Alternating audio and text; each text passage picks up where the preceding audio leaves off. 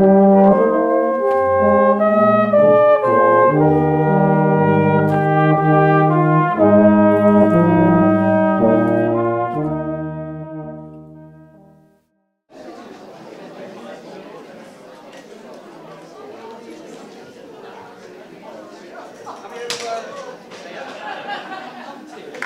you very much. I've been saying to Peter, I said, if you want to find somebody who worked in comic shop, they'd have been pretty obvious when I was there. Anybody who were working made a noise. Anyway, welcome to February again. And as you can see, this time I am not alone again. Last time I had a choir with me, and this time I've got a brass band with me, and next time I'm an household cavalry or something. But let me introduce the people who are involved here. Simon Bletchley on my right has been my partner and support and helper, and together we've produced all these books and all these CDs and recreated the show that you're going to see tonight. And over there, who you will not have missed so far, are volunteer members of Chorley Silver Band. And so, to open the show, over to Ian Spencer.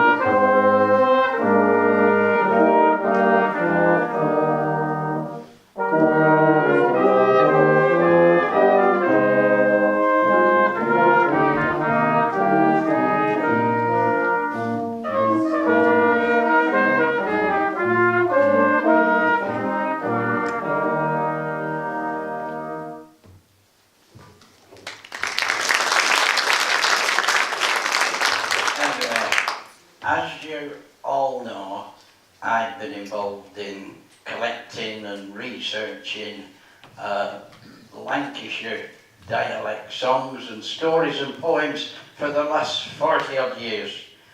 And it was in the 1970s when I worked in comic shop that one of my workmates, John Harrison, gave me, he says he lented me.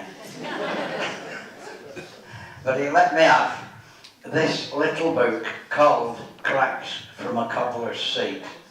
And in all that 40 years, this is the only book that I've found that is first of all about Euxton and Chorley and Leyland, but is more importantly written perfectly in the dialect of Euxton, Chorley and Leyland, dialect of the 1850s. And so I went looking for more information on it, and I discovered this advert in the Lancashire Evening Post on the 29th of December 1887. And it is the first advert for when the first edition of this book was put on sale. And it says, Cobbler's Cracks. Cracks for Christmas. Cracks from a Cobbler's Seat by Robert Rowe, just published by John Arkwright, the Olde Book Shoppe, Lune St, Preston, with 8 full-page original illustrations. Laugh and grow fat. Local humorous stories in the Lancashire Dialect, a compilation of some of the most amusing Lancashire sketches ever written. Holiday reading for the masses. And so, we thought that we ought to bring this thing, the masses. That's you lot, the masses.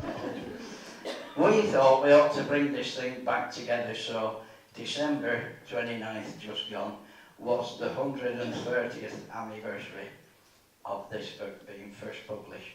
And so we got it together. We decided that what we needed to do was to reprint it, because that is the 8th edition from 1925. And this is the 9th edition. The first one was in 1887. It lasted 40 years. A little book of 8 local comic dialect tales. It survived Boer War, it survived First World War, and it was still with us.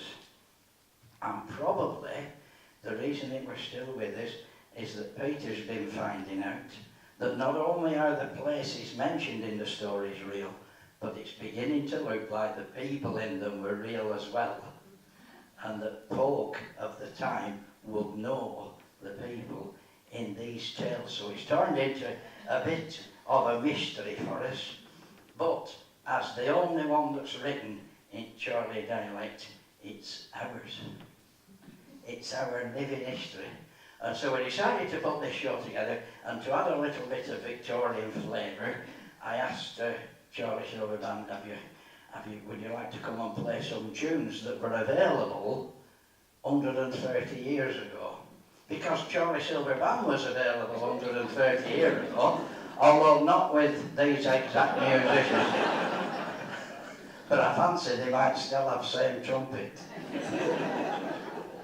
And so everything they're going to play is 130 year old, and everything that we're going to read to you is 130 year old. But anything you want to buy from little stall over there is brand new.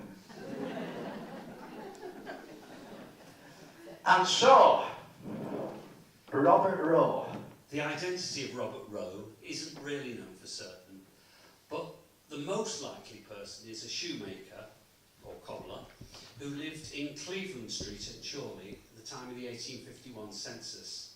Now his birthplace is given variously as Withnell or Brinskell, as it's actually written in the register, Brinsker, which gives you a bit of an idea about how he really spoke. His date of birth is believed to have been 1829. He was the 5th of 8 children of a Robert and Alice Rowe. Now in the 1861 census, he moved to Glover Street in Preston, where he appears as a bootmaker. And he's there in the 1871 census, when he's progressed to a master bookmaker. Ooh, now come on, you can do better than that. Master bookmaker, that's it.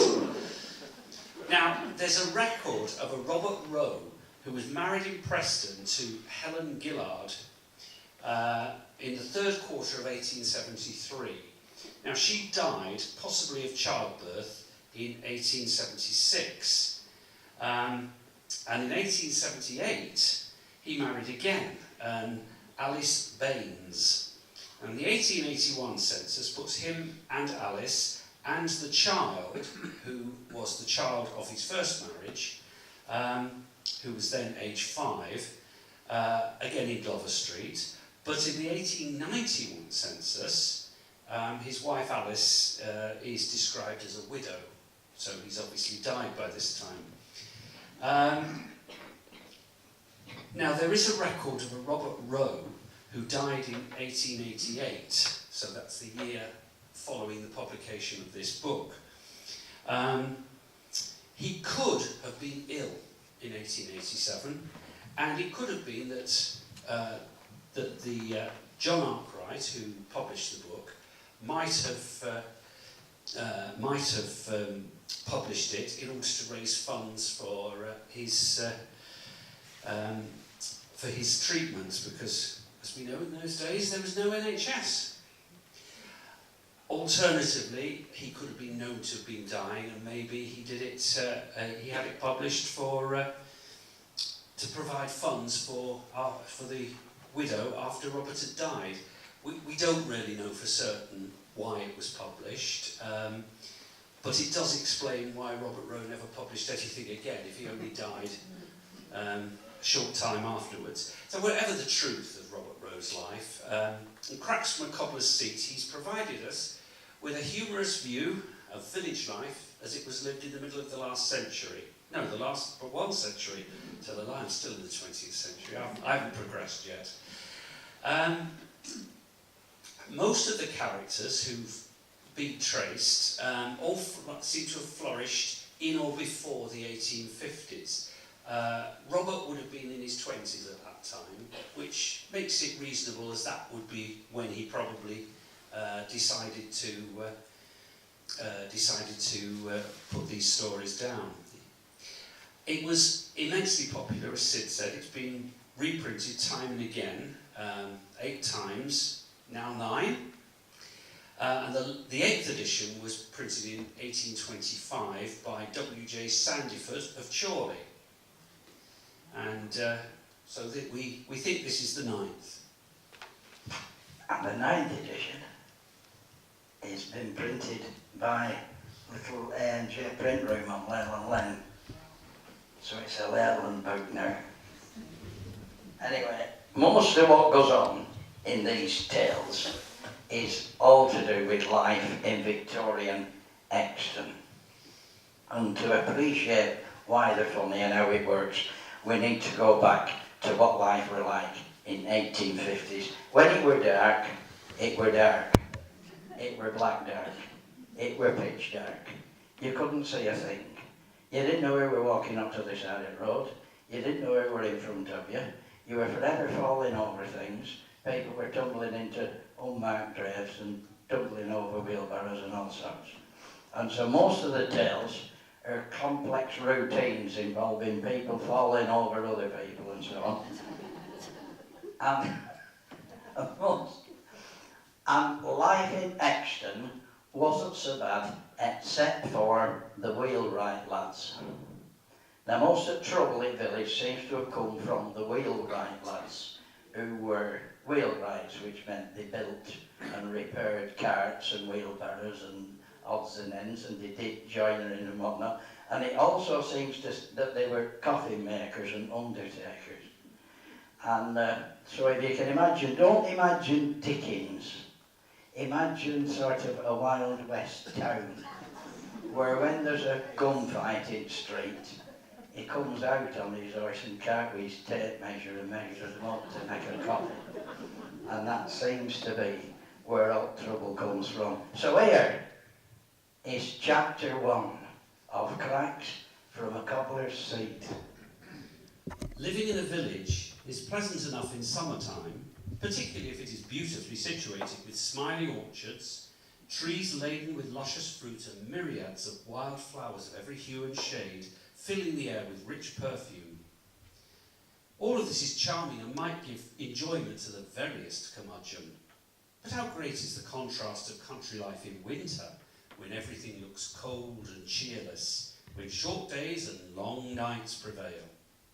How dreary is the aspect to those accustomed to the lively sights of a busy town. Yet it doesn't appear so dull and dreary to village people, for when the labours of the day are concluded, they beguile the long dark nights in camping in each other's houses, telling funny stories, or buzzes as they're called, and having mutual larks, often involving serious risks. But these are considered glorious fun. In the village of Euxton, old Adam Strong's shoemaker's shop was the principal place for retailing gossip and a general rendezvous of scandal, being a common meeting place for the idle and the inquisitive.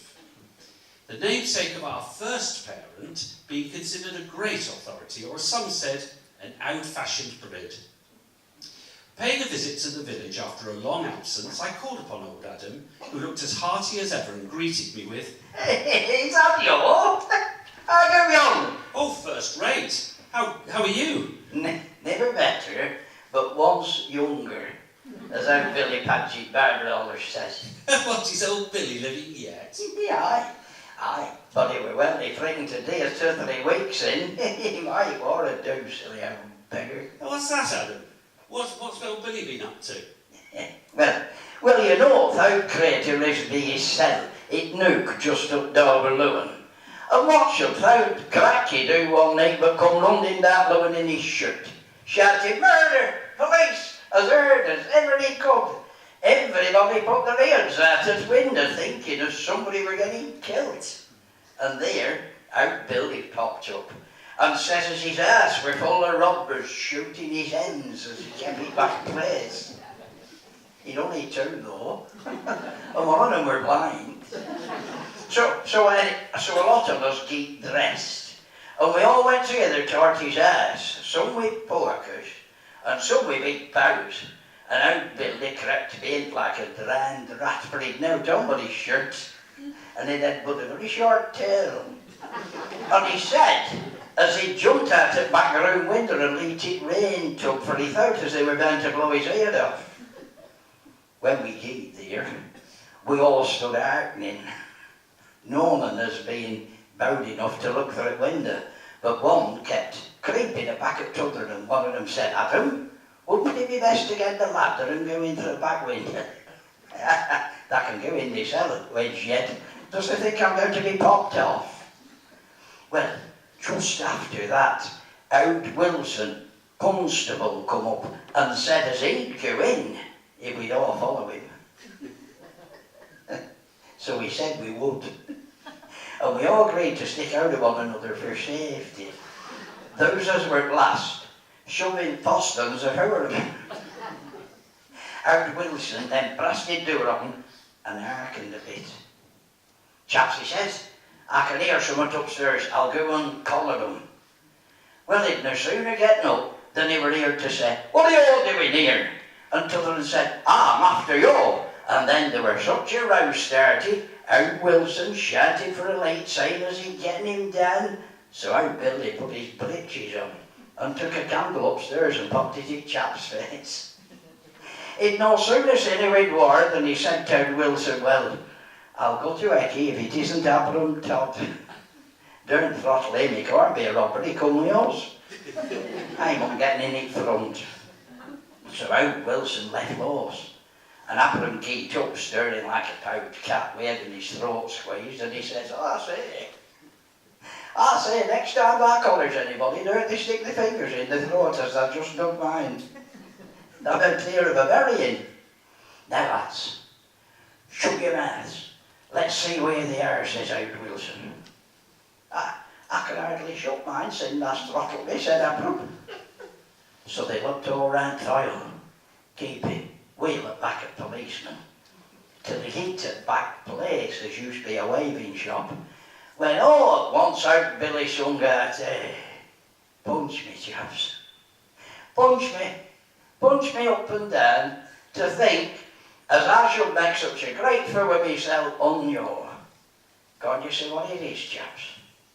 I've been making some nettle beer and I've put too much bar in it. And what I thought were guns going off were these corks blowing out. Oh, I could like to punch thee and that great wacky with long fingers, said up. Anyway, old lad, they left us stand treat for all lot on us. Well, I don't mind having a bit of this nettle beer, says Billy. Yeah, but if the nettle beer, we've had rather too much of that already. So Billy, he took us to the alehouse, and he stood like a trump, and Abram gaped fuddled. Now, fuddled, that's a good word, isn't it? I think its meaning's fairly clear, particularly if you use it in the phrase fuddled as a newt. It's not a specifically Lancashire word. It was actually first recorded in the 16th century, and it's always meant drunk. It's very rarely used these days, which is a bit surprising because there's a lot of it about. Now, there's a couple of other rather obscure words coming up in this next tale. Another tale of a befuddled man stumbling about in dark. Squab. Now, the dictionary gives two definitions of the word squab, but as we're pretty sure that Abram Todd didn't go to sleep on a fledgling pigeon, it probably means that it's some sort of padded couch or cushion. A mug. Now, it's not a mug that you drink your cup of tea out of. It's an earthenware kitchen vessel. It's also known as a panchion. It's about 2 foot wide at the top and normally glazed white or cream on the inside and brown or orange on the outside. And it's very necessary to do things like mixing bread, mixing cake mix, salting meat, soaking fish, if you've only got a soapstone to work on. And there are some mugs on display in the kitchen at Astley Hall if you want to go and have a look at them. Now, another one is maiden. Now, this doesn't refer to a young lady of impeccable virtue. It's a clothes horse, drying rack. Or specifically in Lancashire, it's a winter hedge, or winter dyke in Scots. Anyway, enough of this. Let's go on with Old Adam's tale. Have you done? I've done. Simon For the time being. Simon Blatchley, the Susie Dent of Euxton Dialect. Hey chaps, I ate in a bonny pickle last night after I left you. You know, when I came to them, but in darkness. So I let me down a pot squab and popped her asleep. I don't know what time it were when I wakened, but it was still dark. And when I get up, I tumbled her a stew and leaped on me sitting down part in a big mug full of flour and bar, my wife, and pulled the sponge. Well, I get that. And I groped for something to wipe myself with, and I give myself a gradely good wiping. I've been wiping myself with clean clovers as we're not made. Hey, didn't I get a regular tongue walking when old woman get up? Her says to think, as after wash all clovers again through thee. There's never no rest for me bones in this world. And so I says, I wish there were some rest for the jawbone, for the tallers wagging up. Well, the breeches will feel rather stiff, I should say. If Barn were good, they'll have them rise. Hey, but what does the thing on your wastrels us done? Who do you mean? The wheelwright lads? Aye. I see the chap stirring up at me sign this forenoon, and he begun grinning. And so I says, "Out, man, that'd be a reason to grin through Ossie's collar." I might well grin. "Look at your sign," he says. So I looked, and they'd altered it, and made it read a damned strong Cobbler. It was now my time to leave, but Adam informed me that he thought of a good plan to serve his tormentors out, and the next time I came that way, he would let me know how it went on. Now, as well as realising that night time means it's pitch dark, really pitch dark, we also have to appreciate that society and humour have all changed over the last 130 years, and it sometimes takes us quite a while to find out exactly what Adam Strong was on about and why it was funny. Is it me already? It's thee already. Styrofoil. There's a phrase coming up in this, where a young apprentice lad, one of these wheelwright lads, gets sent for some stirrup oil. Now, anybody who worked at Leyland Motors will know all about sending apprentices for a long stand. And anybody who was a painter will know all about sending apprentices for stripy paint or tartan paint or whatever. Joiners sent lads for bubbles, for spirit levels and all sorts. Well, apparently, the thing you could do is to send your apprentice for some stirrup oil. And this happened only within the cobbling and shoemaking and clogging trade. And it meant a good hiding. And if you sent one of your lads for some stirrup oil to another cobbler, he'd give him a good hiding. Times were rougher then. Anyway, now you know that, it'll make more sense when you hear this. Once again, going my rounds in Euxton, I naturally called to see old Adam Strong, the noted village shoemaker, for he always had something comical to relate to me. Nearing his domicile, I heard his stentorian voice singing, or perhaps I would be nearer the mark in saying bawling, the following parody, one of his own poetic effusions. Adam were a good old cock, as everybody knows, and I were caught after him in a men's old farmer's shows. So both of us out of the biz, as I tell you in me song, but he were not but Adam caught, while I'm called Adam Strong. Yet Adam What a gentleman, just like him at present time. Well done, Adam, I said, entering the shop where he was battering away at a piece of sole leather. You've a rare, strong voice. Well, really, who'd have thought of seeing you today? Don't you know, as I used to sing at Leyland church, that always brings to my mind about old Roger Piper, as used to blow up the organ. We'd been singing a very good piece one Sunday, and when church lost, old Roger come up and he said, "We did that very well, didn't we?" So the organist turned round to old Roger and he said, "Who are you weeing? You out cracky, do you think you had out to do with it?" So old Roger gave a bit of a grunt and went to him. Next Sunday, when we were right in the middle of a good piece, the organ stopped all at once. And the organist shouted, "Go on, blow, you old fool." Well, say as it were we. "Oh, we then, if that'll do for you, you old wastrel." So we struck up again and we finished all right, but Roger gets sacked through it, poor old crater. He's been dead many a year. I won't fight a clock bell right at last. Where were you weeing? Caused some confusion and laughter when we read it for the first time. It doesn't mean what you think it might mean. And obviously, by the way you chuckled, I think you thought it meant that as well. The author basically made a verb out of a pronoun, we, to describe somebody taking credit for something that he didn't deserve. Anyway, Adam, you said you'd let me know how you went on with the wheelwright lads next time I came this way. Aye. So I did. But there's no getting over that lot of varmint. You know, I heard as Billy, that's him as does painting work, we're going to take a new barrow on town Snapes, as lives close to Civic Green. And so as he were passing to I called him in, and I says, "Billy, I want you to do me a bit of a favour." "What is it?" he said. "If it's out I can do, I'll do it."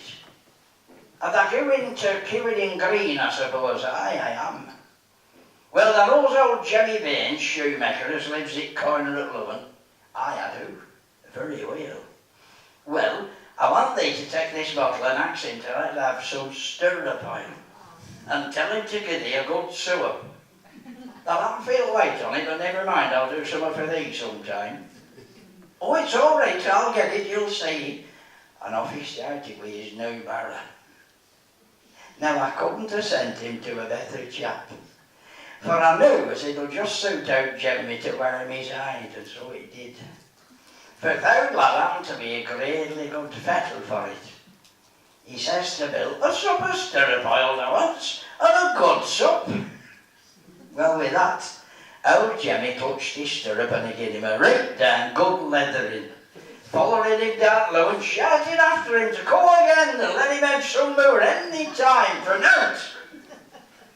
I were itching to see him come back, for I thought as I'd paid him off for that sign job. But he went round t'other way and I said neither him nor any of lot. I thought that there were somewhat brewing, and it come out at last. Mum, I must never forget it. 2 or 3 nights after stirrup oil do, I'd been abed about half an hour, when all at once I heard one of me pigs, as I ever tended first, screeching as hard as ever it could. And so I thought somebody were either killing pig or else stealing it.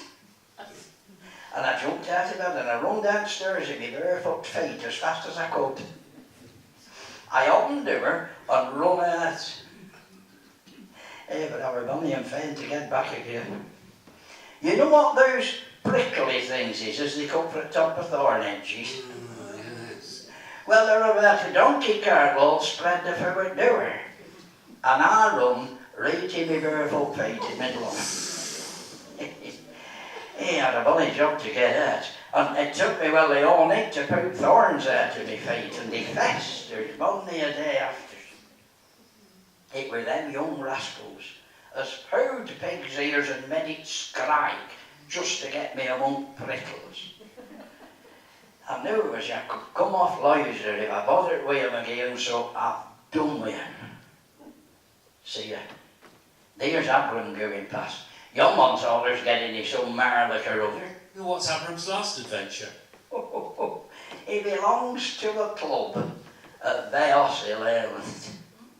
And he always goes, because there's a bit of a fuddling doing, he's about last to go out.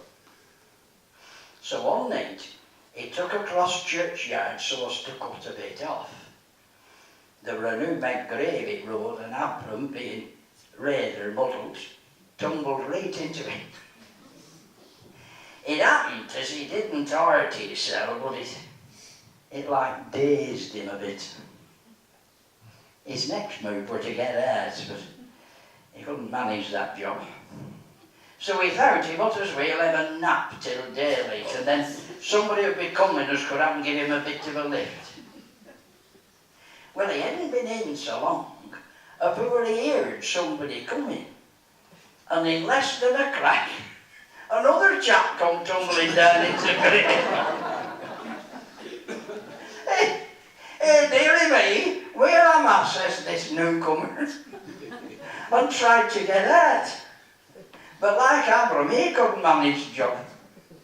Hey, whatever will I do? I can't get out, says this chap. No, to me neither, Abram says, and blasted out laughing. Well, with that, this chap gave a great scrike, and he bounced right out of the grave like a pot gun. And Abram could hear him running across the churchyard as if old Scratch were after him. Well, if one man can get out, another might, so I'll even try to get up into the world again.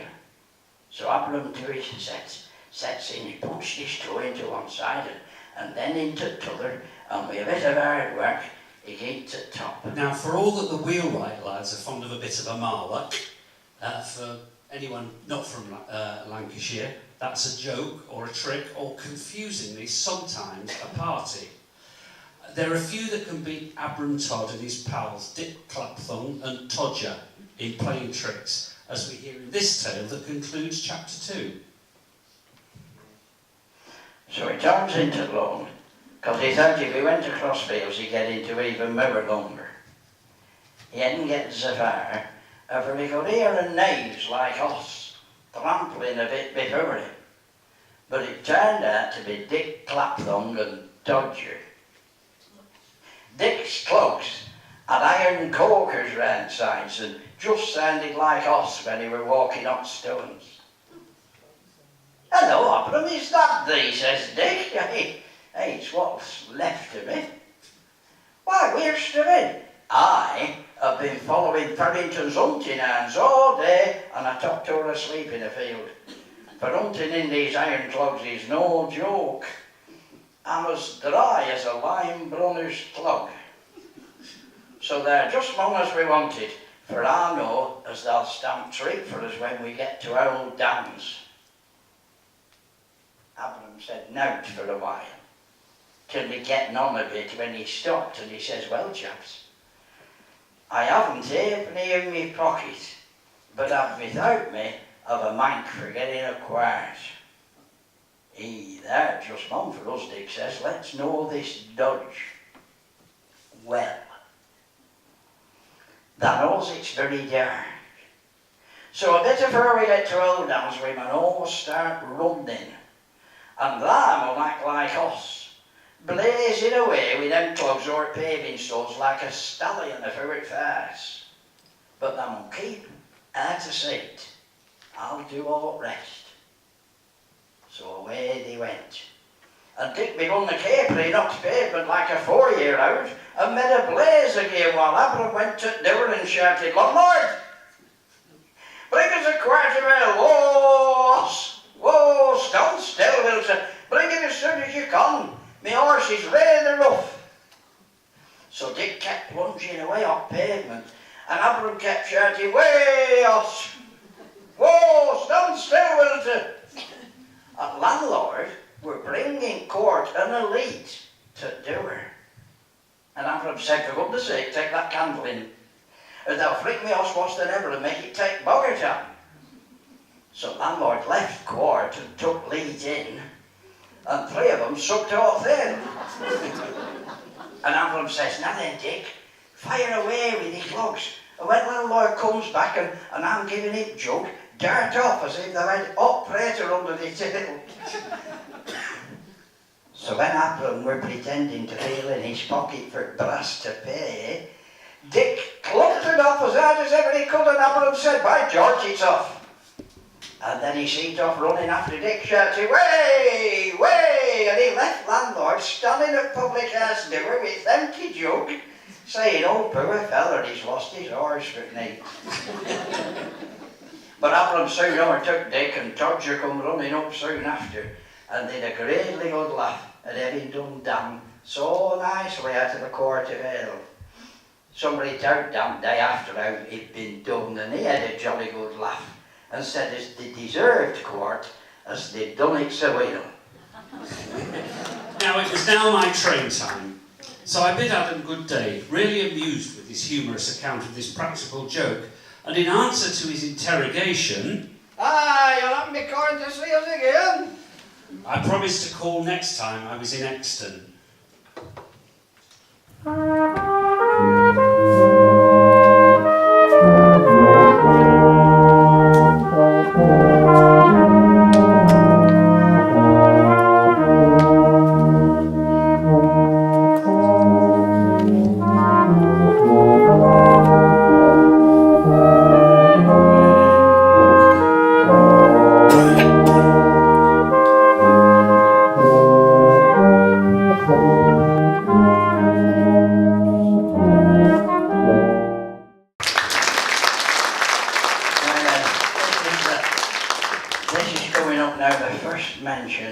Of the Red Lion in Euxton, where a lot of these tales and a lot of these adventures and fights and dances and problems took place. And the Red Lion was real, and it was directly opposite what is now Papa Luigi's, as used to be Anderton Arms. And I have a picture of it here. I have a better picture on that table over there. But there's a picture on it here of the Red Lion as was on Wigan Road, and it stood, which is where it's now the car park of St Mary's Church on Wigan Road in Leyland. And you might have seen that Stuart Cluelaw put a message about these events of mine on the Leyland Memories and the Chorley Then and Now and the Euxton Facebook pages and whatnot, and I got a message from a couple in County Wicklow in Ireland who used to live there. And they used to live in it, not when it was Red Lion, but when it was St Mary's Cottage after it had been a pub. And he said, "Can I have one of them books and CDs?" And so I sent him one to Ireland International. St Calderbank International. Yes, not Australia, no. Now, the wheelwright lads have been a source of great trial to Adam and the other villagers, but in this chapter it shows how they get their comeuppance when they play a trick with a coffin. Now, it was a bright, sunny September day, and it found me once again in the course of my customary perambulations in the rustic village of Euxton. And almost the first Euxtonian that met my sight was old Adam Strong, airing himself before his little shop door and smoking a cutty pipe, which we can't really do in here because of the smoking regulations. The cutty pipe was as short as his oar and black as his well-worn leather apron. He appeared quite ready for a crack with any chance passer-by, so I saluted him with "Good morning, Adam, you seem to be taking it easy today." Well, I must as well. For working nowadays is well they like laboury vein, as old Longley Wells said when he'd done churning. For he churned about 8 hours till he went out of hearing. And when he looked at churn, butter had gone back to milk again. Then I was talking about Longley. Puts me in mind of one of your Preston travelling chaps, as we had here a few nights in. He were after orders for washing and wringing machines.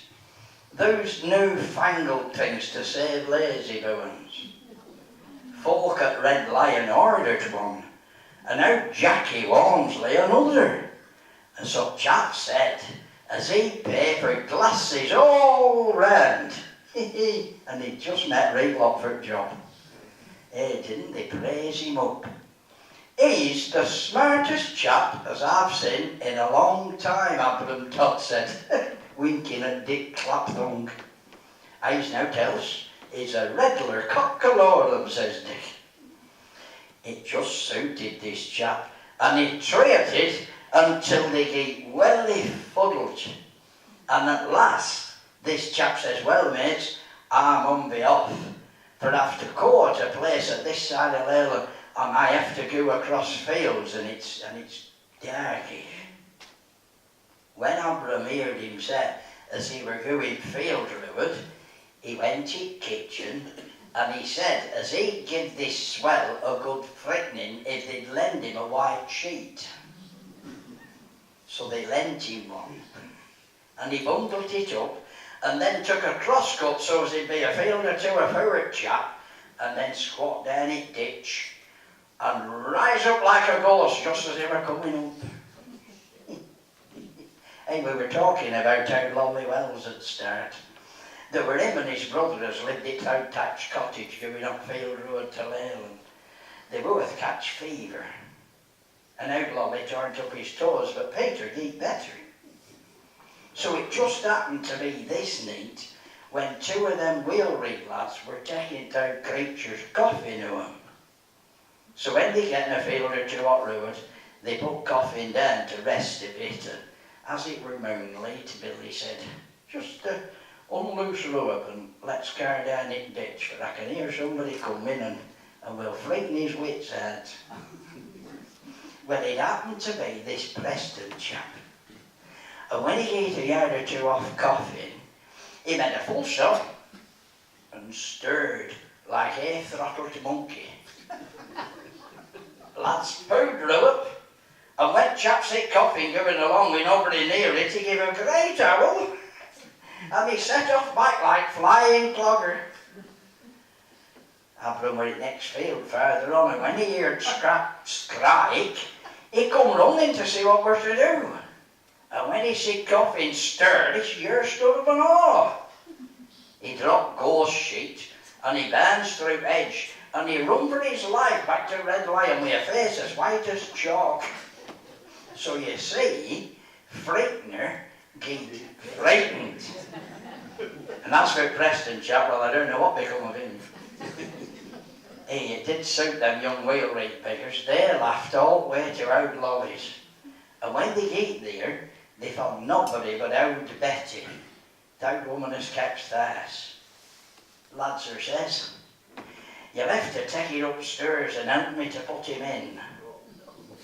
And so they carried coffin upstairs, and when they get to the top, they see a thin-haired man with a neat cap on ready bed. And out he were carved. So they were going toward it, when it begun slowly to rise up, and he said, oh, you've brought it, have you? Well, down went coffee with a crash, and lads rolled over one another downstairs, knocking out Betty of her back, and they scrapped out, as hard as ever they could. And this met lads think as though Mum were coming downstairs after them, and they set off like wildfire. And they run looking over their shoulders to see if they were following. And when they came to him, they blasted over up and run upstairs and kicked him out with their clothes on. Frighteners. Again, frightened, you see. You know, young rascals never thought about Peter being illy dead, for it were him that spoke to him.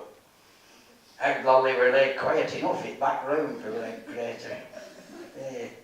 He'd been plagued many a time with those wheelwright lot, but they'll have to bother somebody else now. Now, Adam's just said that Lolly's been plagued by the wheelwright lads for many years, and probably by their fathers before them. And this tale tells of one such monarch they played on Lolly and his brother. Didn't make it out, right? Yeah, it's you again. When I stop talking, it's you. All right. I'll tell you what they did one night. Our Lolly had a donkey cart as he kept at Thas. So one night, after he'd gone to bed, these lads went and took one of his wheels off and reared it over his door. And when he got up, he couldn't get out. Our Peter always get up fast, and he opened the door and he said, "What the fiddlikins is this at our door?" "Oh, somebody's broke the cart wheel. It'll be those imps, I'll be bound." Our Lolly were always more fiery than Peter, and he get up in a bit of a pail and he went to see what he wore. "Oh, I see. They broke one of the round wheels," he says. "Well, I'll soon settle this game. I wanted a bit of firewood." And with that he broke his axe and he mashed all spokes out his wheel. And he put them on fire and a real good blaze they made.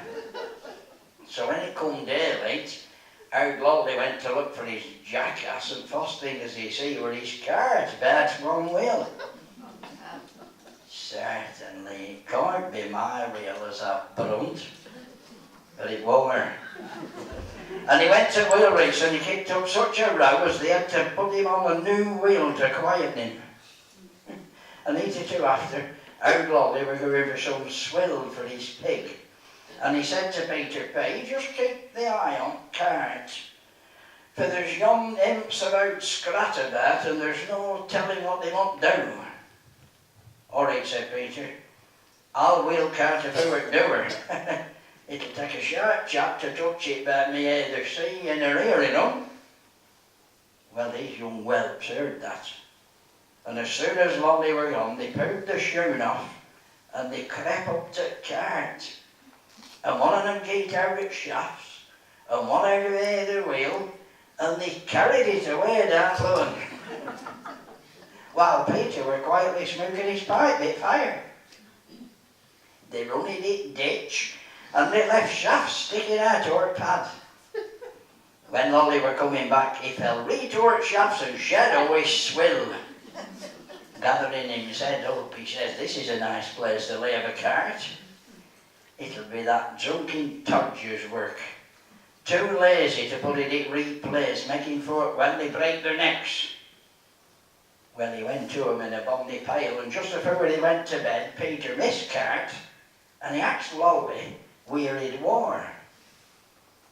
"If it's not there, that's been asleep and let them young rascals take it away.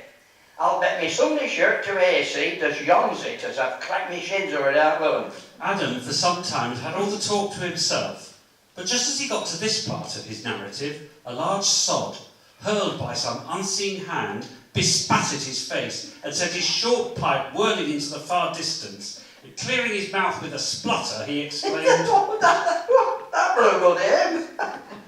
A regular bull's eye. And I'll just try and see if I can't make as good a shot with my foot at a wheelwright's carcass." He then darted over the hedge in quest of the aggressor.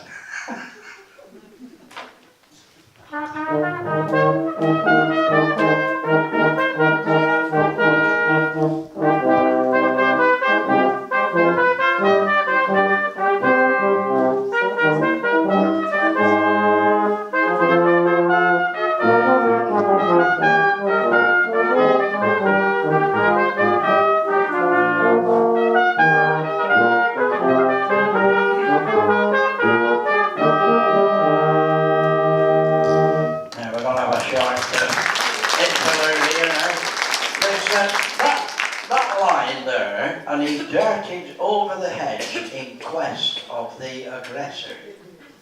What a line, written by a Cobbler. Our author is no ignorant savage. He's a literary man if you can write a line like that. I don't think David Attenborough could read that line these days, could he? In quest of the aggressor. Maybe Jacob Rees-Mogg could get away with it, but Attenborough never could, would he? And this gives us a clue to this man, Robert Rowe, because as Simon said at the beginning, on this census form, in a place of birth, he wrote down Brinska, and the census enumerator has written it down. like it's Berska, B-R-I-N-S-C-O-U-G-H. So we've got a bloke who says Brinska when they ask him where he's been born, and then he writes a line like that. Anyway, during the interval, our shop will be open over there. And the whole idea of this thing is that we've brought this back to life, and we've produced and reprinted all these books. And halfway through reprinting these books, somebody said to me, he said, well, it's no good you reprinting all these dialect books, but nobody can read them. And so we set about making an audio version of it at the same time. So we've now got a book, and we've also got a double CD, because it were too long for one CD. And, you lucky people, you can buy them tonight. And I didn't know how much to sell them for. How much do you sell a book that were first printed in 1887 for?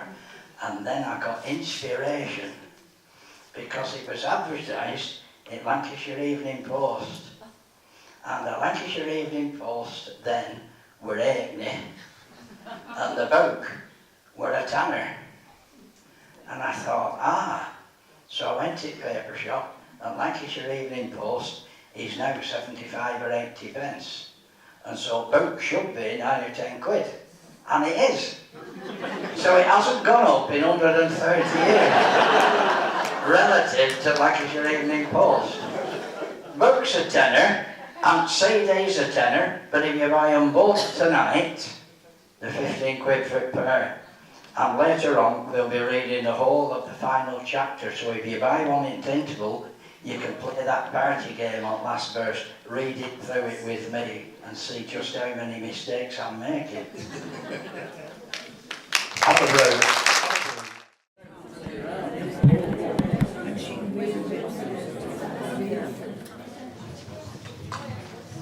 Right, so you ready for part two? Yeah. You sure about that? Right, back over to Sid.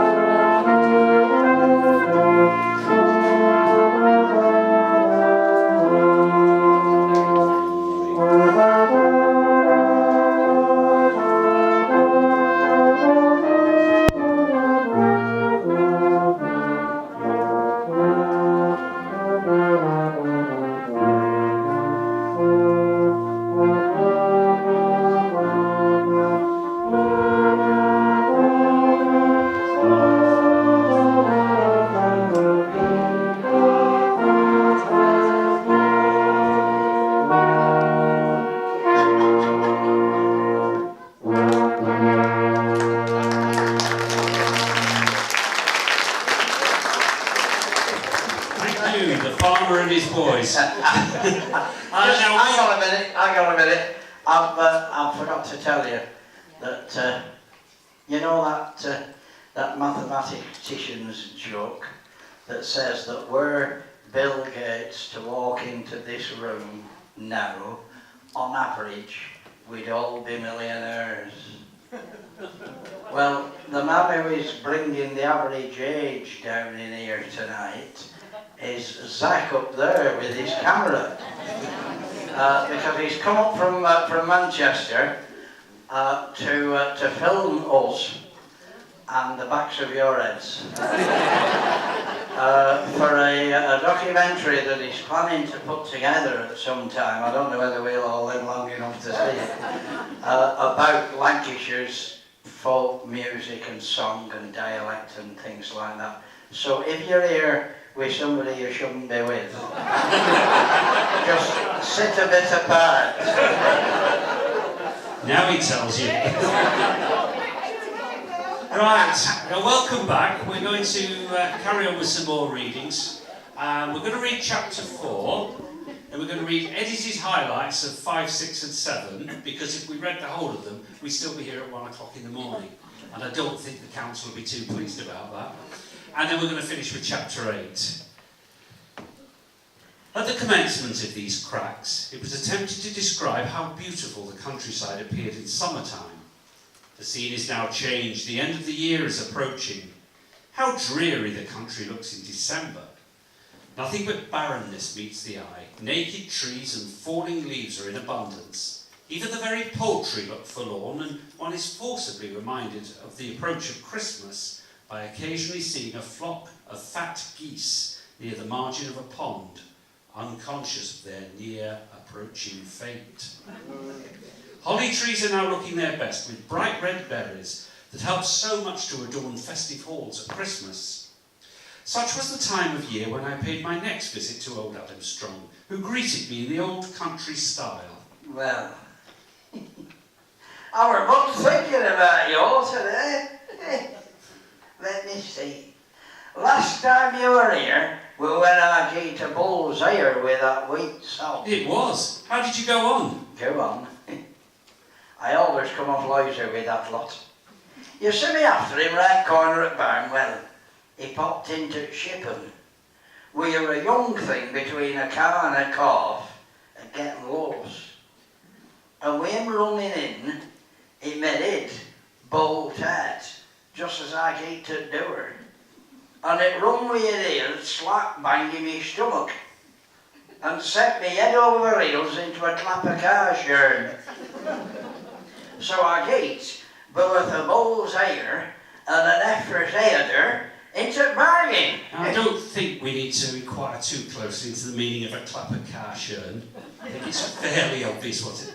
Now, when we read this next part of the tale, one thing you have to remember is that Victorian Lancashire had no concept whatsoever of political correctness. I'll just warn you. Am I safe to continue? You're safe to continue. That just puts me in mind of a lift as out Nat Jollygate. Out Nat had been a mon a wires mon, and he'd gotten both of his legs taken off in a do with French. He come to live with his sister at Royon and get 2 wooden legs made. Hey, money a queer do he had with him and all. Nobody liked a bit of fun better than out Nat. He'd one time been helping out Jarnock to set praetors. Nat were a reason for that job. He'd no to do but walk down butts and his peg legs made holes. And somebody followed and popped a praetor in it as nice as ninepence. They could do a field in all time when they had out Nat. Well, when they'd done, out Jarnock gave a bit of a supper in do, and some blowens after. And what we spinning yarns and drinking grog, out Nat gate or lying a bit. Doing out at back door, he moped about till he gate it dirty, and then he went to his seat into a mug of buttermilk, and he got wedged fast with his wooden legs sticking right up, and he couldn't get out. So he popped over asleep. Well, the old woman happened to want some butter and give him for it dark and banged again out Nat's wooden legs. Drotteder says what great thing he had spoke truck it dirty. So I went back, and the says to the servant, Sally, go the ways and fought yon truck out at dirty. Some folks been very busy to put it there. Well, Sally went and groped until her gate out of what who thought were chaffs. And pooed. And down comes out Nat with a crash shouting, Avast! Avast there! Well, Sally runs cracking into thirst, saying the stroke had been talking. And they all run to see what were up, and there lay out Nat spluttering among rotten mugs and buttermilk. They did laugh. One of them said, mind us that doesn't cook the feet with those rotten pots. And another said, well, they'll not need the stockings drying. He was out of this.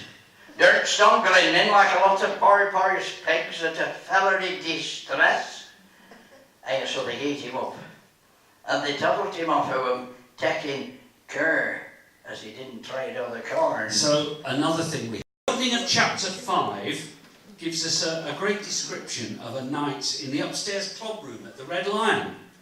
And if you buy the book, there's an excellent drawing of that on page 24. Passing through Euxton, soon after the opening of the year, I called upon old Adam Strong, and after the customary greeting, inquired if he was making a new pair of shoes for a wooden-legged gnat. Nah, I set off with him wrong hand then, did you? Nah, it's not much leather as gnat wears. I should have to shut up shop if they were all timber-toed like him. But without jockey, he can't nip about and dance like a 2-year-old if he's not got 2 wooden legs. But I think he's dropped it altogether since he eaten a bit of obble one night at New Year when a wedding were out in a Red Lion club room. Out Catterall were there, perked atop of a malt sack with his fiddle, leathering away as hard as he could, and Jerry Frost with his clarinet, Willie blowing his e-net, an old lot dancing like fire away and making third room fairly swag again. Out Nat were there, sat in a forum with a lot more old folk. So after a while, it were proposed the stout folk should ever do it a 300 reel, while young uns rested of it. Now to do, but Nat should dance. And right well he did shake his timber. Without Betty, throat cake woman, face to face, and both of them pegging away like 2-year-olds. When Nat had getting steam fairly up, he took a leap a yard, and he come down with a whop. And one of his legs went right through a wrong place it bored. What a crash he meant. Thou women scracked, and men rubber were laughing at pickle they were in. So at last, 2 or 3 of them run and geet out of him and tried to pull him up, but he were fast enough. I'll tell you how it were. It so happened as Thoyle were right over where there were a lot of scapegraces heavy to do among themselves, and when old Nat's leg come through, one of them says, "What the blazes is coming? Is it one of the bedstocks?" Did you ever see a bedstock with iron hoop and things that took yet? It's a Nat's leg come through. I'll pin it for a while. It was just a nice bit of fun for them. That were why they couldn't pull him up a bone. And there they were, one pulling against t'other, see-sawing away until they made a great hole. So out Nat, quietly, unbuckled strap has fastened his leg. Just when both sides were pulling for their very lives, and crash went over them against landlady, as we're just coming in with a tray of glasses. And without Nat's wooden legs in his hand, what a baloo they were.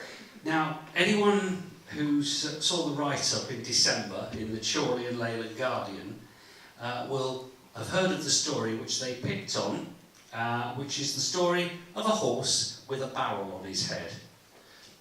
Now, this is how it happened. When I called upon old Adam Strong to have a bit of a crack, he remarked, "There's some rum folk in this country. And there's one going past just now as is just as queer an old beggar as you'll see in a day's walk. Did you ever see such a thing in all your life as he's perched on?"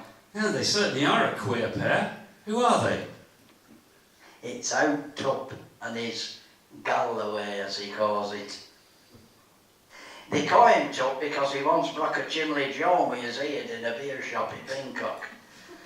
So you see, he has a decent thick skull of his own. And so has that gal as he's getting his legs across it. It's heads as big as a railway hoss. And he can't get a collar to go over it, but it'd be one as he could slough her through altogether. So he uses it to shave shoe leather, he says. Whenever carrier brings out for folk as lives a bit off, Tup riddles away with your tot gal's back. Hey, and bonny and sharp it can go, with its knock-kneed hinder legs. It's a queer animal, and he eats it in a queer way. Well, how was that? Well, you see, he fun it. I'll tell you it were. Tup went to Phosphor at Preston one great Saturday, and he were rambling about till he ate aside at Old Church. It were just getting dark when all at once he see a chap as were holding us take poor beggar a rum punch and say as he did cigarette receipt, take the hook, for I'm really started here for holding thee. I'm not bad to lie thee up again, so see if anybody will have thee for doubt. And away he went, leaving Gol standing there. Took out. By guys, what having for doubt, if he's about to take me back to Euxton and save train brass. And so he mounted a penn'orth of corn and let it eat out of his cap. And then he rolled it home. His wife did stir when I she'd it. Whatever Rasta broke now, says. What sort of a wild animal just to call that? Oh, it's one as have fun, and it's rode me all the way home. Well, her says, its head looks as if it laid more than its belly allowed. Shut up, he says, it'll do. It's cost nought. No, but I doubt he will do before thou's done with it. And then he rode, look at that ears.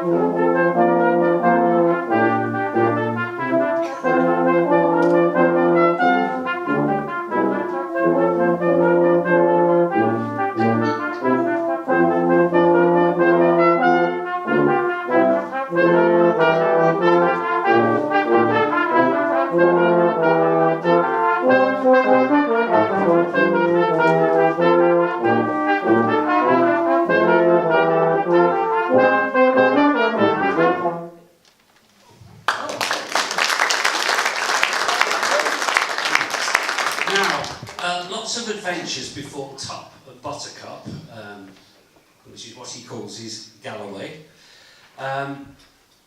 It seems that one of the favourite tricks comes several places in this, is when somebody falls asleep, either through exhaustion or alcohol, they pour soot over him, blacking his face and making his hair stand up on end. And if he's been unfortunate enough to bring a horse with him and leave it outside, they shave the hair off the horse. And this happened to Tup during this tale, but we'll pick up the story when he gets home from his adventures. Yep, go on. It's got comfortable. When Tup came to hunt wife or something, and they were wondering what a old chap and Buttercup were doing so long away. When I see them both come up, well, they stirred a rain out at sight as they looked. Tup, wet to skin, and dithering like a starved whelp, and Buttercup, well, they as naked as a new-hatch robin. At last Tup says, well, we've gotten back. Oh, yeah, I see. But it doesn't look as if all you were there, he says. Wench. Where did the bonny do? Plagues of Egypt were a foe to it. I'm greatly badly. But when he put Buttercup up and given it a bit of air, he went in and he told his wife what had happened. Tup, he said, that great leather idiot. They might well call it Tup yet. I never thought as thou was a sharp, but now I'm satisfied as that a foe. Get thee waist to bed so as I can dry thee shirt. Well, after making him somewhat warm and taking it upstairs and lapping him up in her out cloak, her come down to dry his shirt, and then rake fire and lock door. And then he went to bed to Tub, who were dreaming, and when his old lass crawled up to him, he muttered in his sleep, "Now, good folk, now don't, I couldn't drink another drop if I'm up this quiet." Towards middle at night, there were a thundering noise against door as wagging Tub's wife. "Dusty or something, Tub," her says. "There's somebody at door, whatever do they want?" "Oh, good Moses, they're after me with some more." Tub's wife went to the window and looked through. "By Guy," her says, "there's a Bobby looking up." "Oh, Lord, just they sent him for me." So wife opens window, and her says, "What do you want?" "Tell your gaffer to come down," policeman said. "There's something to the door." Tub were like to come down, but he took good care to shove wife over him. They welly getting to the door, when slap, bang, something went again in, which made Tub welly jump out of his skin and dart back. "Will to not be such a softy," his wife said. "I'll soon see what's disturbing us," and clutching out at fire poker, he went to the door and opened it. When someone run again her and sent her slap of her back. Her did set up a pillow. And when policeman popped his lantern in and said, "Whatever sort of a crater's this?" Well, I do declare if it isn't that big-headed rip of a gal of mine with my dolly tub on his head. They'd left dolly tub here full of brewer's grains, they'd do her, and Buttercup had gotten loose and stuck his head in the tub and had no grains. And having such a big head, he couldn't get it out. And so it meant to do her when Bobby come up and couldn't make out what it was. "Well, this is hecky of a go," says Tub. "Look at its belly. It's like a great big tub and wheel it made for its setting a brew of grains, welly." "Well, out tulip. That's getting a neat nightcap on after this supper. Whoa, Wilter, I think that's getting neat more, no wonder, and look at shape of they. And they're not much like a greyhound now, anyway. Here, let's pull the neat cap off, for I want to get mine on and get to bed again."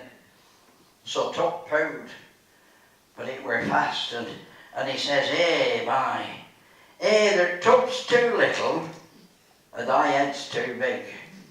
It's a mortal tight fit. Policeman, you pull at tail and I'll pull at tub." So they both pulled till they were black in face, but it were no go. Tub wanted to break Tub, but wife wouldn't let him. So Buttercup were bundled into the stable with his wooden neat cap on.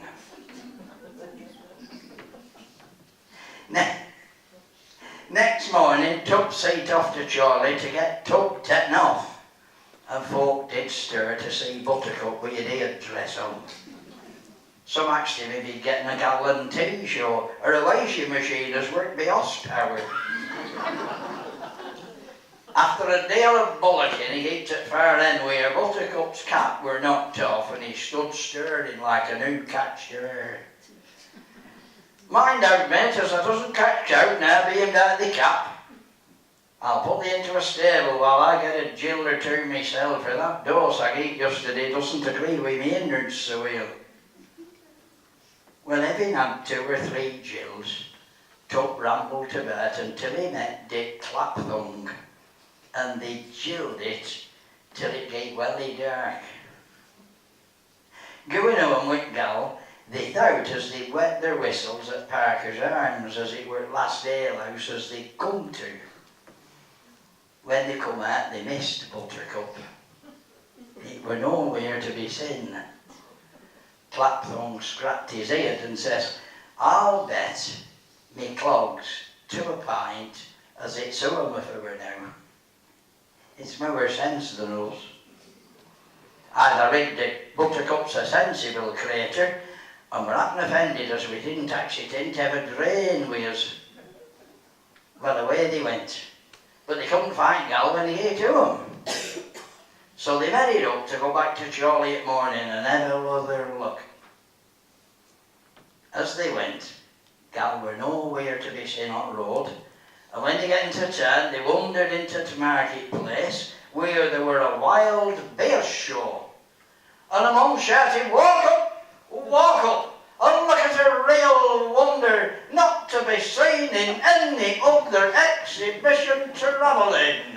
The Abyssinian pony that were found in the Emperor Theodore's stable at the storming of Magdala. All alive and kicking.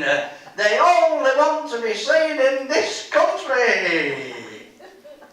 By guy, says Tuck, we'll never look at these wild creatures. Come on, let's go in. And so they followed the crowd, and seeing a lot of folk looking at a cage, they bent toward it as well as they could. And as folk went on, they get closer up to the bars. Tuck stirred, and his face kept going a bit closer till his nose touched bars, and he says quietly to this Abyssinian pony, well, old mate. And Pony chucked his ear up and winded back at him. And Tuck gave a twist round and sent his elbow into Outclap's stomach and said, just to see out, Dick. If this isn't Buttercup, I'll ain't me hat. So going on one side and seeing it tail, he said, by guy, it is, he said, and no tells it same out for later. Well, they both went across to Mester, and Tuck says, I say, old man, where did you get yon Abyssinian pony, as you call it? So smelling a rat, chap says, hushed.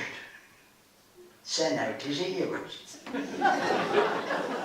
Raider, says Tuck.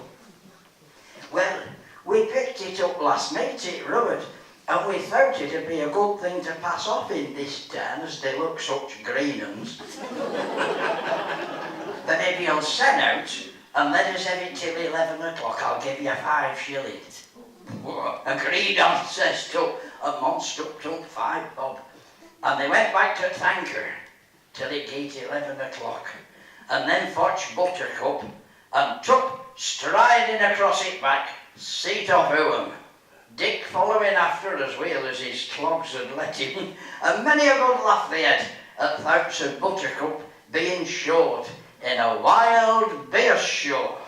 And so we come to the end, and the very last chapter takes us to Croston for a pie-eating tournament, a befuddled man trying to guide himself home, a thief who learns that crime doesn't pay, and how Tuck was tricked into buying his own horse, and also the night that Tuck took the Queen's shilling and how he got out of it, and, lastly, the unmasking of a hypochondriac. Now, being again in Euxton, as a matter of course, I must call upon old Adam Strong and listen to another of his cracks. With much gusto and many a hearty laugh, he related to me the following adventures of his friend Tup and Dick Clapthorne. Is you good? Yeah. You don't get much rest in this. No.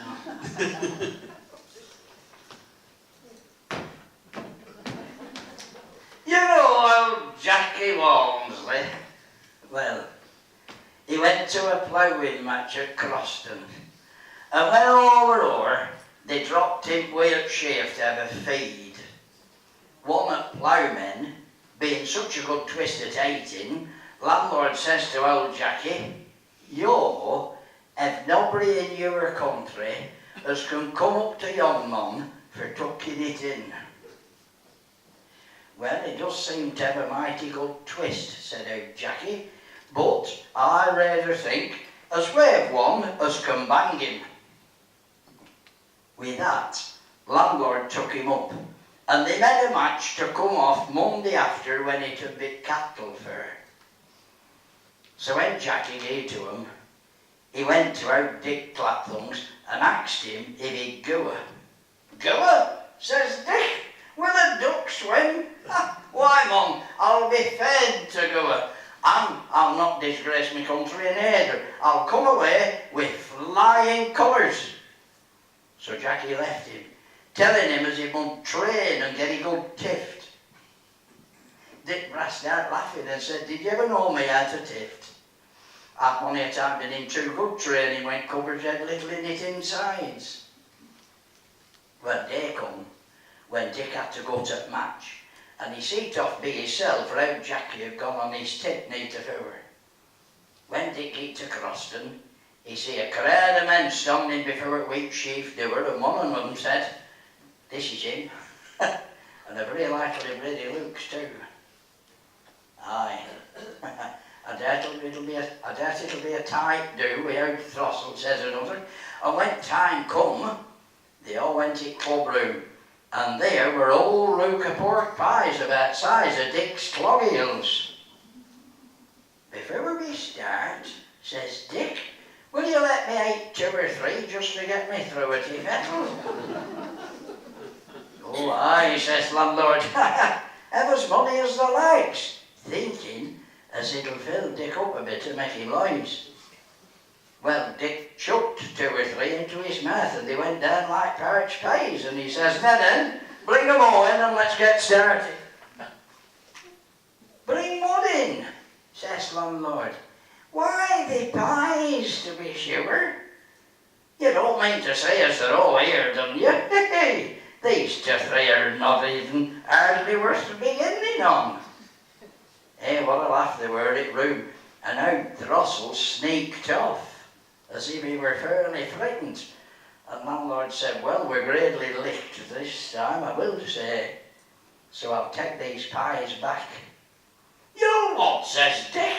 "Have I come for nought? You better bring in 2 or 3 more and let them on with a greatly dinner." "Well, I can do as they likes there, Guzzlebilly," said landlord. "I'm not bound to have these pies wasted on thy hollow carcass." "Never mind, Dick, out lad," Jackie Walmsley said. "Come on, they'll have their fill of bread and cheese and ale." Well, he ate his fill, and was soon as merry as any of them, till at last he rolled to her and fell asleep. While he were that way, a lot of them blacked his face greatly well. And when it got dark, landlady said, "Nelly now, Mum, waken up. It's time as you should be making tour to 'em, and come and wash your face, it's a bonny sight."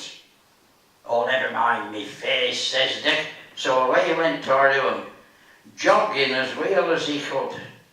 First on Pat, and then off, for he were greatly well fuddled. At last he came to a stone wall, and he reared his back again it, and he says to himself, "Now then, Dick, thou mun rest thyself a bit, for that bod about halfway yet. There's nought like a stone wall of a dark night when your clothes is a bit fuddled. You can keep jogging again it, and it keeps your right end up. You can rest again it, and fall asleep again it if you want. So here's off for another do." And he walked for about half an hour, cluntering against warside, when he says to himself, "This is a terrible long war. But I don't know what I should have done about it, for it's helped me on about a bit." Well, just then, moon begun to shine greatly bright, and Dick went in middle of the road, stirring his bloody een out at war, and he says, "Well, by 30 Christ, if this doesn't bang all, to think, as I've been that silly great wackhead as to be walking all this time round a thundering out pinfout. It's well as bad as out in that one night when he ate his peg leg fast in all and kept twisted and walking round it with t'other leg for about 2 hours, thinking he were making best of his way home. It were one of those round places as he put stray cattle in. He'd been toddling round it for well an hour. And so he seemed off saying as he'd make somebody pay for it if ever he'd done yet. And passing an old Lune St, he says, "By Guy, that's clean talking to himself all the time. It's bonny stuff, this. It'll make Buttercup cock its tail up, and then he bumps second flower to make it old moor. Say now, I'll just have a bit moor to spite about Nick. And he heard a queer noise coming from amongst straw. He ate out of his lantern, and he turned late on a black face with great een and grinning teeth. For Dick were put with one of his worst faces. And that's horrible, I can assure you. Poor Tuck never thought but it were out Nick himself, and he gave a terrible howl, and he crashed lantern down, and he bolted like shot out of a gun. Out clap run to the door to look if he could see or hear out the tub. And what should be standing there but Buttercup? Well, he fairly stamped his feet with laughing. To think as Tup were so frightened as he'd gone and deserted Buttercup. I never thought as I should have this fun tonight. Bless that pinfout, for I shouldn't have called it this barn if it hadn't been for so tired with walking round it. So now, old Buttercup, they'll have to take me on the back to follow that bowed here o'er master of thine. So striding o'er its back, with his black face, bert his hat, his hair standing straight up and mixed with straw, away he went, looking a fearful sight for anybody to meet. And so it proved, for they met a policeman. Just when he turned his lamp to shine on what were coming, Dick gave one of his most awful grins and kept knocking his clogs together under Gal's belly. Frightening policeman well out of his wits, and away he flew over the hedge, just as if a bull had given him a lift with his horns. Dick were like to put his arms round Buttercup's neck to keep from rolling off with laughing. And then away they went, until Clap get to front of old Tup's house, when he set up one at Euxton, earthly noises as ever mortal man heard. Tup and his wife jumped out of bed and opened window, and there were Dick, with full moon shining on his black face, his hair standing straight up and grinning worse than ever. Window went bang in a minute, and Tup cried, "Hey, good devil, don't take me this time. I'll never go stealing corn in my word." And why should he murder as hard as ever I could? And Dick Clapthorne fairly rolled off Gal's back with laughing. Dick fastened Buttercup its stable and clumped it off home. When Tuck gate up in morning and folk got all right, he couldn't tell what to think, but he were a good while before he'd ever go near it. He set off to Chorley to buy a pig, but not getting one, he gate up spree. So Dick had to take Buttercup and go and search him. He found him at Thanker, where landlord cropped Gal, painted it like white, and sold it to Tuck for 15 shillings as a titters will give it down it. He were rather dubious on it at first, and said if he hadn't known as Buttercup were a doing, he would have sworn as it were it. But it must be his brother, so he'd have another at family. A recruiting sergeant come in, and Tuck said he'd list if they'd take him with his hump. And landlord winking at Sodger, get up a shilling and said he'd fought him next day. Dick turned up as he'd make a ripping surgery if his head were turned round, cause his hump would make him look so full-breasted as he'd flick no Prussians. When Tuck he to him, wife axed we at peg war, and he told her he'd bought that romping stallion instead, and he could sell Buttercup for a sovereign, so clearing 5 shillings. Well, wife hit him a clout at side of the ear and said, "Tuck, they're a fool. I sent out Clap and Buttercup to seach thee, and that's didn't about the own Gal." Well, Tuck gate off and found it were true, and started punching poor Buttercup, he was so mad. Next day he went to Red Lion. Out Clap were telling about Tuck listing, and they were laughing at thoughts of him being a soldier. Hey, Dick, didn't I do that sergeant nicely out of a shilling, says Tuck, laughing at his smartness. He'd hardly get words out of his mouth when Sodger walked in and said, "Well, old fellow, are you ready for today?" Tuck's lower jaw dropped and staring at Chap, he said, "You haven't come for me, have you? I were budding fun last night." "Oh, that's your game, is it?" Sergeant said. "But you listened properly, and if you're not ready to go and be sworn in before Squire Neddy, I'll give you a taste of a bayonet." Tuck swore as he'd shot before he'd faced out Squire. But when Sergeant pulled his bayonet out and just pricked him, he jumped up and said he'd go if he were be stuck. So off they set. And they hit toward Billy Paget's barber where Sergeant went in to get shaved. Billy lathered him. And then winking at Tuck, he put his razor in boiling pond, and then twisting on his heels and rolling his in like a madman, he shouted, "I'm like to do it!" And he drew backside at top razor across Sergeant's throat. "Oh, murder you, Billy, you've cut my throat," Soldier said, bouncing off his chair. "It's not done quite enough. Sit you down and I'll finish it off," said old Billy. But Sergeant bolted with his arms to his throat, Billy shouting after him and whirling his razor round like a madman. Billy told what he'd done, and Tuck says, "Hey, old cluttermunk, that's saved me bacon. He were taking me to Squire's to be sworn in, and old Neddy has his knife in me, so come on, I'll stand treat." So out Billy locked the door, and they both went it lying. We're a lot brick kitchen, and landlord's there with his gouty leg lapped up. And when he hauled out for a bit, Billy said as he were out but foxing and making his wife believe as he were lame. "Well, I'll bet glasses round as I could make him run as fast as any on us." "Done," says one, "'cause I know that he's greatly bad."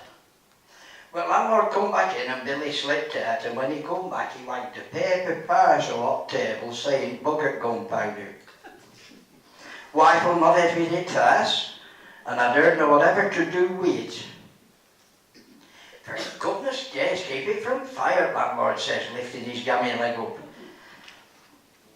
"What do you get about it? I've had more bother with that dang bit of powder than it's worth, but I'll have no more, and so here goes," and he banged it in fire. Billy, weren't there a move? Talk about landlord being lame, he jumped up and he darted out as sharp as any of them. They fairly flew up and they never stopped till they get to Balshallow, and when one of them says it hasn't blowed up yet. And Billy brast out laughing and said, "Didn't I bet as I could make that play to run as hard as any on us? I think I've won. It were bod a paper of sand." They were all bonny and mad, but they couldn't help but laugh at freight as they did, and seeing thou gouty landlord nip up and run like a greyer. It was now my time to leave, so I bade farewell to old Adam Strong, and said I hoped he would have some more tales for me when I passed this way again.